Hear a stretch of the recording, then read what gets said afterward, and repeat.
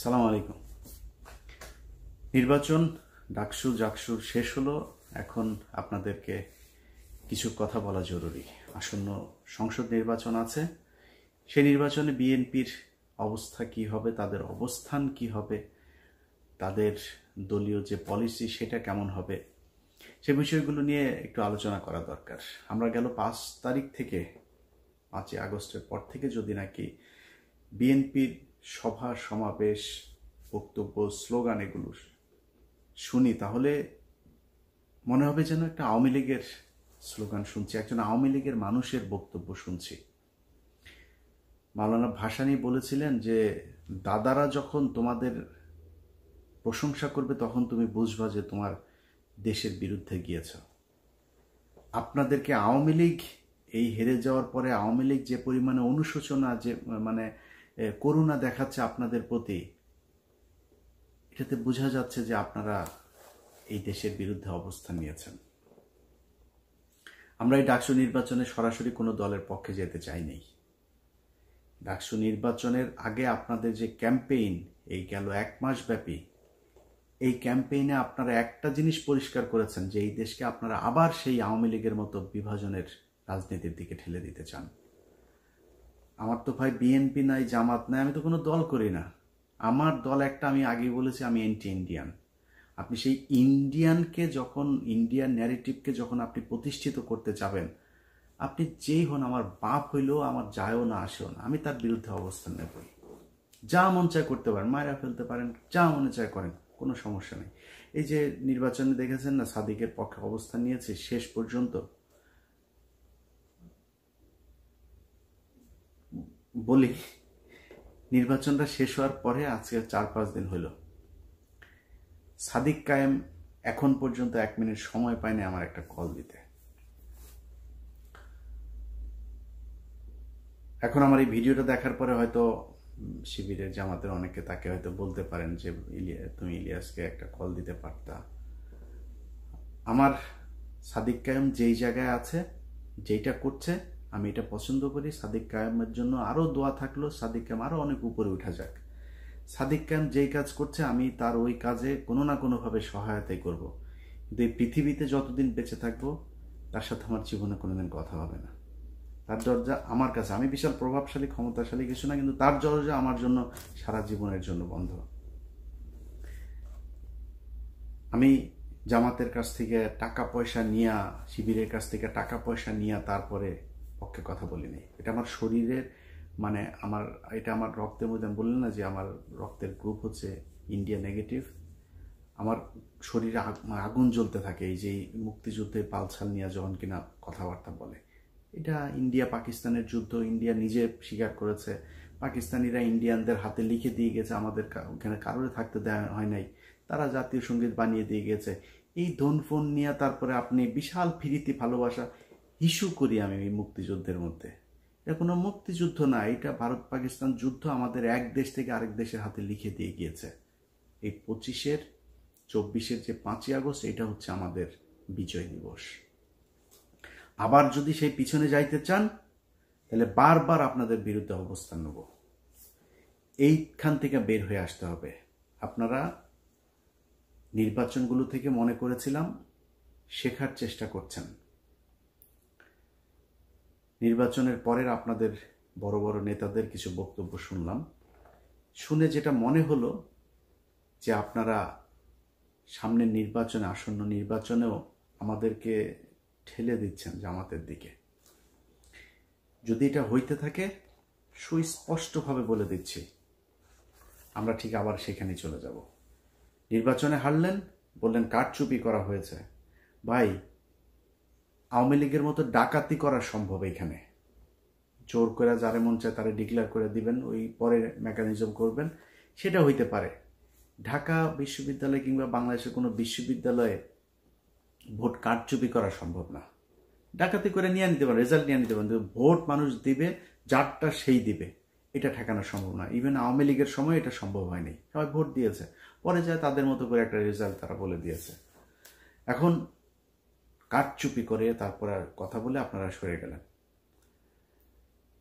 যদি কারচুপি হইতো তাইলে ছাত্র শিবিরের চাইতে ছাত্র দলের পেশি শক্তি, পুলিশের শক্তি এগুলি বেশি না? ওই ব্রাহ্মণবাড়িয়া থানার ওসি তিনি পোস্ট করেছেন ছাত্র দলের পক্ষে ফেসবুকে, একটা ফেসবুক পোস্টে দেখলাম।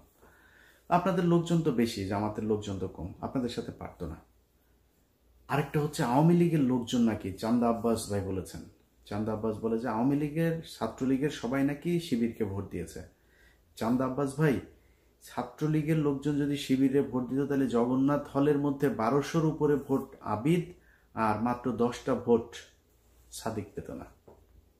এটা প্রমাণ করে যে এই দাদারা এখনো পর্যন্ত সেই আওয়ামী লীগের দিকেই তাকিয়ে আছে, এবং আওয়ামী লীগ আপনাদেরকে পছন্দ করেছে বলেই তাদের ছাত্র সংগঠন আপনাদেরকে ভোট দিয়েছে। দাদারা এবং ছাত্রলীগের সবার ভোট আপনারা পেয়েছেন। এই যা ভোট আপনারা পেয়েছেন এটা মাত্র ছাত্রদলের সক্রিয় কিছু লোকজন আছে, আর দাদারা আর আওয়ামী লীগ এই ভোটগুলি আপনাদের ভিপি আর জিএস প্রার্থীরা পেয়েছেন। কেন এরকম হইল সেটার জন্য আপনারা এই দুইটা কারণ খুঁজে পেয়েছেন। আসল কারণ সেটা না। 5 তারিখের আগে ছাত্রলীগ এই বিশ্ববিদ্যালয়গুলোতে এমন কিছু নাই যেটা করে নাই, সেই একই কাজ আপনারাও করেন নাই। আপনাদের ছাত্র সংগঠন সেই একই কাজ করেছে যেটা ছাত্রলীগ করত। এই জন্য তো এতগুলো মানুষ মারা যায় নাই। এই দেশের ছাত্র সমাজ, সাধারণ মানুষ আগের রাজনীতি সহ্য করবে না। ছাত্র শিবির কি করেছে? তারা যখন দেখেছে যে তাদের এখানে থাকা সম্ভব না, তারা গুপ্ত রাজনীতির কৌশল বেছে নিয়েছে। তারা সেই হলে থেকেছে, ছাত্রলীগের পাশে থেকে থেকে তারা সেখানকার রাস্তাঘাট, অলি গলি, রাজনীতির ধরন, ছাত্রদের মনোভাব সবকিছু তারা বুঝেছে। বুঝে তারপরে 5 তারিখের পরপর তারা ছাত্রদের জন্য বাস, ছাত্রদের জন্য পানির ট্যাপ, ছাত্রদের আবাসনের সুযোগ সুবিধা, ব্যক্তিগত সমস্যা, পারিবারিক সমস্যা কার কি আছে এই সমস্যা সমাধানের চেষ্টা করেছে। বিভিন্ন জায়গায় গুরুত্বপূর্ণ পদে তাদের লোকজনকে বসানোর চেষ্টা করেছে। আপনাদের ছাত্র সংগঠন কি করেছে জানেন? টিএসসির চায়ের দোকান, শাহবাগের ফুলের দোকান, ওইদিকে নিউ মার্কেটের ফুটপাতের দোকানপাট, এগুলো থেকে চান্দা নেওয়ায় ব্যস্ত ছিল। কে কত খাবে সেটা থেকে। আপনাদের এই ছাত্রদেরকে দেখভালের জন্য আপনাদের যাকে দায়িত্ব দিয়েছেন মহামান্য তারেক রহমান সাহেব, তিনি এবং তিনার পুলিশ কর্মকর্তা স্ত্রী মিলে যে লুটপাট করেছে তারেক রহমান, আপনার সেই আগের আরেক গিয়াসউদ্দিন আল মামুন আপনার আশপাশে অনেকগুলো জড়ো হয়ে গিয়েছে। তার রেজাল্ট আপনারা এই ডাকসুতে পেয়েছেন। এখন যদি আপনারা মনে করেন যে না আমরা তো এই ইয়ে করেছে, কি বলে, কারচুপি আর ইয়ের কারণে আপনারা হেরে গিয়েছেন, এটা যদি মনে করে তারপরে ওইভাবেই যদি সামনের নির্বাচনে যেতে চান তাহলে ভুল করবেন। আপনাদের যে বয়ান এখন আপনারা শুরু করেছেন আওয়ামী লীগের মতো মুক্তিযুদ্ধ কেন্দ্রিক দুই দিকে বিভক্ত করে তারপরে আপনারা ক্ষমতায় চলে আসবেন, ওই ট্যাবলেট বাংলাদেশের মানুষ আর খাবে না। ভারতের বিরোধিতা করে জিতা যায় না, এটা এতদিন ধরে এই যে এক ন্যারেটিভ আপনারা বলতেন না, এই ন্যারেটিভ বাংলাদেশের আর চলবে না। এটা প্রমাণ হয়ে গিয়েছে ডাকসুতে। সরাসরি ভারতের বিরুদ্ধে অবস্থান নিয়ে আমরা বলেই দিয়েছি। পাকিস্তানের প্রার্থী বলেছে আমি সাদিক কায়েমকে, খুব খারাপ লাগে, খুব কষ্ট লাগে। পাকিস্তানি স্বীকার করলো, অনেকে এটা নিয়ে আবার ওনাদের গ্রুপে ওনাদের ভেতরে আবার খুব করে কত সাহস, কত কিছু বললো। আমাদের মা বোনেদের 2 লক্ষ মা বোনকে তোর মারে পাকিস্তানিরা লাগিয়েছে রে, তোর মারে আন ইয়ে টেস্ট আন, তোর কোন কোন মাকে বোনকে কার কার আওয়ামী লীগের কার কার মা বোনরে ধরে নিয়ে তারপরে ই করছে নিয়ে আয়। বাট তারপরে তর্কের খাতিরে ই করি বাঁচার জন্য। এখন আমি যদি বলি যে পাকিস্তানের মিলিটারিরা আমাদের মা বোনদেরকে ধর্ষণ করেছে, ধর্ষণ এই কথা যদি বলি তাহলে তো বাংলাদেশের সব জারজ। আমি তো সেটা এটা বলবো না, আমি এটা বিশ্বাসও করি না, আমি এটা জানিও না। তারপরেও কি বলি? জিতার জন্য বলি আমার বাবা, আমার দাদা, আমার পূর্বপুরুষ সবাই রাজাকার ছিল। আমার বাবা দাদা চাচারা মিলে তোদের মা বোনদেরকে পাকিস্তানের ক্যাম্পে দিয়ে এসেছে, তোদের মা বোনদেরকে জিনিস প্রোটেকশন ছাড়া তারপর লাগিয়েছে, তোরা পয়দা হুয়া। এটা তো লস আছে, বলেন লস আছে?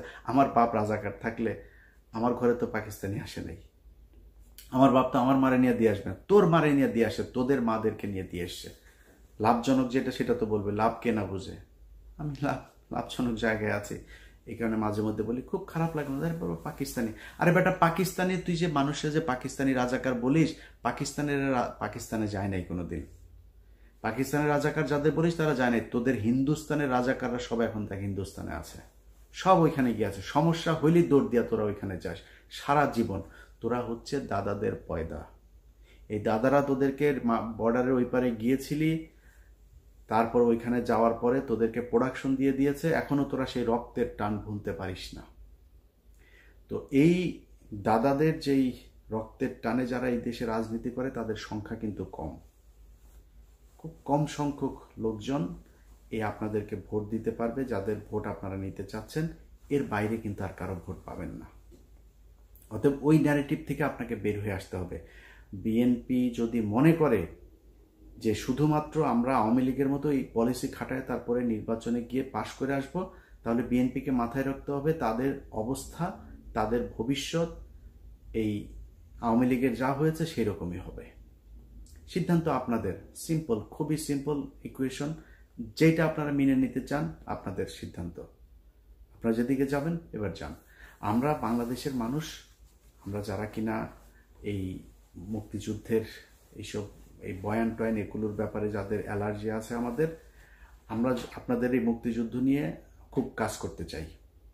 আমরা এখনো চাই মুক্তিযুদ্ধে কতজন মানুষ মারা গিয়েছে খুঁজে বার করেন, মুক্তিযুদ্ধে কতজন নারী ধর্ষিত হয়েছে, আদৌ হয়েছে কিনা সেটা খুঁজে বের করেন, কতজন রাজাকার ছিল, কারা মুক্তিযোদ্ধা ছিল, আদৌ কোনো মুক্তিযোদ্ধা ছিল কিনা এটা আমরা দেখতে চাই।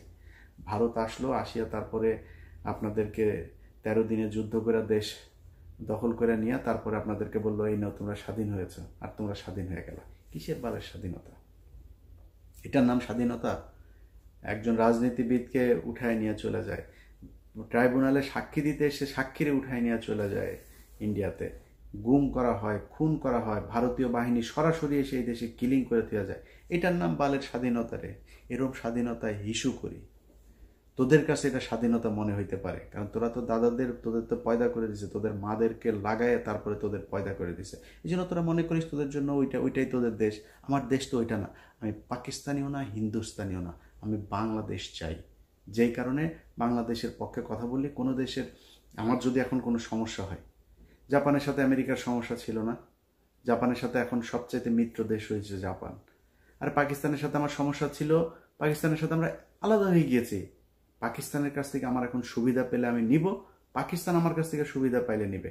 পাকিস্তান আর বাংলাদেশ দুই দেশের মানুষ মিলেও যদি কান্নাকাটি করে তাও কোনোদিন এই দুই দেশ এক হবে না। এরা কথায় কথায় পাকিস্তানি, এসব গাঁজাখুরি আলাপ বন্ধ করতে হবে। আপনাদের মূল দল যেটা আছে সেই দলের ডাকসু তো গেলই, তো ছাত্রদল তো তাও সেইভাবে ঢাকা বিশ্ববিদ্যালয়ের পোলাপানের কাছ থেকে তো আর চান্দা টান্দা নিতে পারে না। কিন্তু জাতীয় নির্বাচনে আপনাদের মূল বয়স্ক শয়তান যেগুলো আছে সেগুলো তো ইয়েতে যাবে, ওই নির্বাচনে অংশ নিবে। তারা সারা বাংলাদেশে এমন এক চাঁদাবাজের রাজত্ব তৈরি করেছে, এগুলো আমরা বললে আপনাদের কাছে খারাপ লাগবে, আমাদেরকে মনে হবে আমরা পাকিস্তানের লোক বলে তারপরে ট্যাগ দেওয়ার চেষ্টা করবেন। বাট এই ডিজাস্টার আসার আগে কথাগুলি একটু মাথায় রাখেন। যারা 2 দিনের এখন বিএনপি দাবি করে চামচামো করে তারা আপনাদের বিপদের দিনে থাকবে না। আমাদের মুখ থেকে কোনোদিন জিয়াউর রহমান, তারেক রহমান, খালেদা জিয়া, তাদেরকে না খারাপ সময় কোনোদিন খারাপ কথা বের হয়নি, তাদের মুখ থেকে বের হয়েছে। নাকে খত দিয়েছে, খত দিয়ে আওয়ামী লীগে যুক্ত হয়েছে। আবার আমরা যাইনি। আজকে যারা দৌড় দিয়ে গিয়ে চেয়ার নিয়ে বসেছে তারা দেশে যাইতো, আসতো, বিদেশে থেকেও তাদের সমস্যা হয়নি। কিন্তু আমরা কথাগুলি বলছি আপনাদের ভালোর জন্য। যদি মনে করেন নেয়ার মতো নিয়ে সেভাবে চলেন। যারা এই বুড়া শয়তানগুলো আপনাদের আছে, এগুলি যে সামনে নির্বাচনে যাবে, এলাকায় আপনাদের যে অবস্থা, যে ইমেজ, একটু খোঁজ নিয়ে দেখেন। আপনাদের যে পুলিশ টুলিশ গোয়েন্দা সংস্থা বিভিন্ন জায়গায় বসিয়েছেন, এগুলো তো সব আপনাদের নিজের লোক না, তো টাকা পয়সা নিয়ে আপনাদের লোকজনরা বসিয়ে দিয়েছে। এরা আপনাদের সত্যি তথ্যও জানাবে না, গোয়েন্দা তথ্য কি আসলে ওই খবরটাও আপনাদেরকে জানাবে না। যাই হোক, অনেক কথা বললাম। মূল কথা হচ্ছে যে বিএনপি ভাই, আমি এই নির্বাচনের পরে আমার এটা বললাম যে জামাতের আমিরের সাথেও কথা হয়েছিল। ডাকসু নির্বাচনের পরে। ওইখানে বিএনপির কোনো লোকজন ছিল না। আমি ওনাকে বলেছি যে ভাই, আমার মনে হয় এই মুহূর্তে বিএনপির ক্ষমতায় আসা উচিত। আমি ডাকসুতে আপনাদের পাশে ছিলাম, কিন্তু আমি জাতীয় নির্বাচনে আমি এখনও চাই বিএনপি ক্ষমতায় আসুক। কারণ এই যে একটা যেই সময়টা যাচ্ছে, এই সময়টাতে আন্তর্জাতিক বিশ্ব যেন আমাদেরকে ইসলামী কোনো ট্যাগ দিতে না পারে, এইটার জন্য আমাদেরকে আসা উচিত। বিএনপির ক্ষমতায় আসুক। বিএনপি ভুলভাল করবে 5 বছর পরে, তারপর জামাত ক্ষমতায় আসুক। এই 5 বছরে বাংলাদেশ গুছিয়ে নেবে, এটা আমার বিশ্বাস। যে কারণে তাদের একটু ধৈর্য ধরে আমি বলেছি যে আপনারা, আমি চাই যে বিএনপি কে আসবে সেটা বাংলাদেশের মানুষ ডিসাইড করবে, এটা আমার কিছু না। কিন্তু আমার যদি এখন বিএনপি যদি মনে করে যে আমাদের মতো করে চলবে, তাহলে বিএনপির পক্ষে থাকবো। আর যদি বিএনপি মনে করে সেই আওয়ামী লীগের মতো ইন্ডিয়ার কথা শুনে তারপরে ক্ষমতায় আসবে, ভাই, ইন্ডিয়ার বিরুদ্ধে যায় ক্ষমতায় আসা যায় না, এই কথা এখন আর বাংলাদেশের মানুষ খেলবে না। আপনাদের বিশ্বাস করা উচিত। অতএব আপনারা ফিরে আসেন, ফিরে এসে তারপরে জনগণ যেটা চায় সেটা মেনে নেন, জনগণের মতো করে চলেন, জনগণের ভোট অবশ্যই আপনারা পাবেন। আবারও বলছি, সামনের নির্বাচনে আমরা চাই বিএনপি সঠিক পথে থাকুক এবং বিএনপি নির্বাচিত হয়ে এই দেশের রাষ্ট্রীয় ক্ষমতায় আসুক। আল্লাহ হাফেজ।